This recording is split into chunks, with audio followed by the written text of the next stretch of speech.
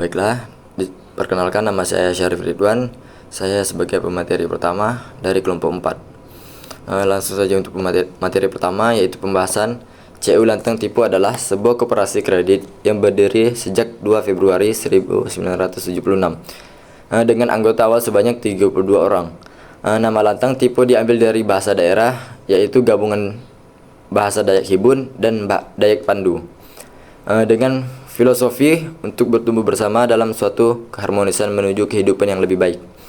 Berdirinya CU Lantang Tipo berawal dari toko bersama yang dibentuk oleh guru-guru yang mengabdi pada persekolahan Katolik, yang kemudian dirasa kurang mampu memenuhi kebutuhan keluarga yang lebih luas. Maka mereka sepakat membentuk kredit union dalam beberapa tahun terakhir. Sekian presentasi dari saya ucapkan terima kasih. Perkenalkan, saya Asmiranda Fitri. Sebagai presenter kedua, saya akan memaparkan materi tentang peran koperasi CU Lantang Tipo. Peran koperasi CU Lantang Tipo dalam masyarakat adalah sebagai koperasi keuangan yang berdiri sejak tahun 1976 dan memiliki visi untuk menjadi kredit union yang sehat, terpercaya, dan berkelanjutan. Koperasi ini fokus pada pengembangan manusia melalui peningkatan pengetahuan keuangan dan memberikan kesempatan untuk kualitas hidup anggotanya. Koperasi ini juga fokus pada kesadaran dan keterlibatan anggota dalam pengembangan koperasi, serta berupaya meningkatkan pelayanan kepada anggota. Perkenalkan, nama saya Wanda Teresa sebagai presenter ketiga. Materi yang selanjutnya yaitu visi misi CU Lantang Tipo. Visinya menjadi kredit union yang sehat, terpercaya, dan berkelanjutan. Misinya meningkatkan kualitas hidup anggota melalui gerakan pemberdayaan berbasis komunikasi. Yang berikutnya, slogan CU Lantang Tipo. Lantang Tipo, pantang tipu. Motonya, melayani dengan kasih, kebanggaan kami. Yang berikutnya, jenis pinjaman di CU Lantang Tipo. Terdapat 2 jenis pinjaman, yaitu pinjaman produktif dan pinjaman konsumtif. Pinjaman produktif, yang pertama, pinjaman menambah pinjaman. Yang kedua, pinjaman modal usaha. Yang ketiga, pinjaman pembelian kendaraan. Yang keempat, pinjaman pertanian. Yang kelima, pinjaman tablas. Yang keenam, pinjaman kelompok anggota atau PKA. Yang ketujuh, pinjaman rekening koran atau RK. Yang ke-8, pinjaman properti investasi. Yang ke-9, pinjaman cumi. Yang kedua, pinjaman konsumtif. Yang pertama, pinjaman homing. Yang kedua, pinjaman aksesoris dan elektronik.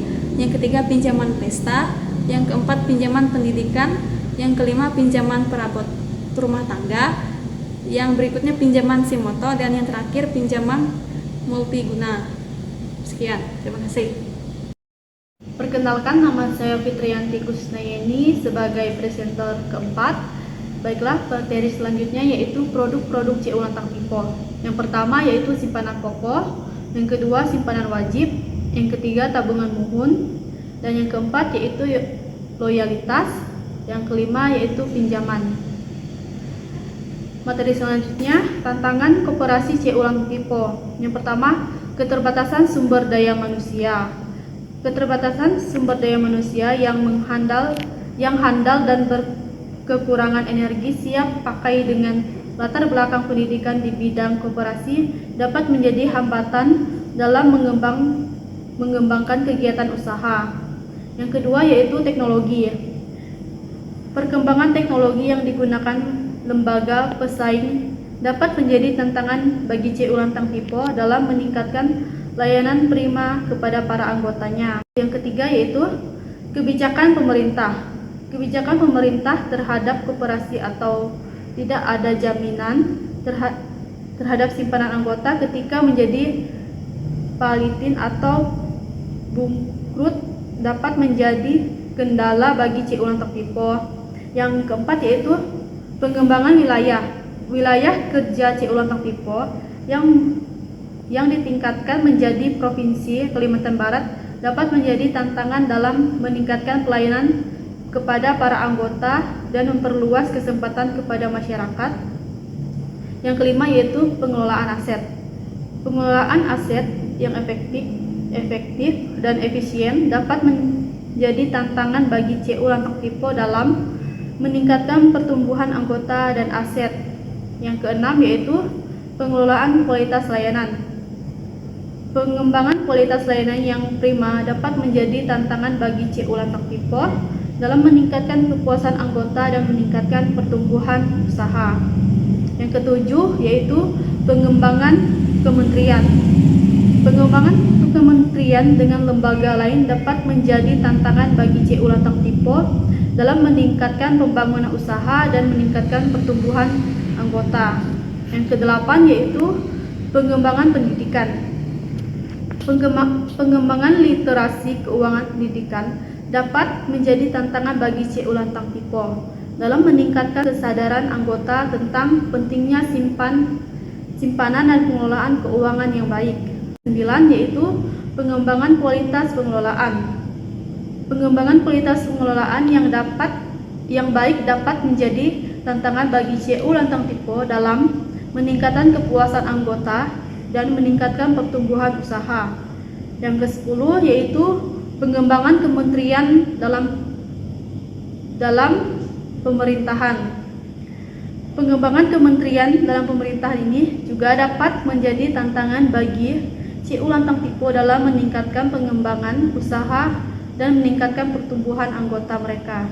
Baiklah, sekian dari saya ucapkan terima kasih. Perkenalkan, nama saya Rendri Noprianto.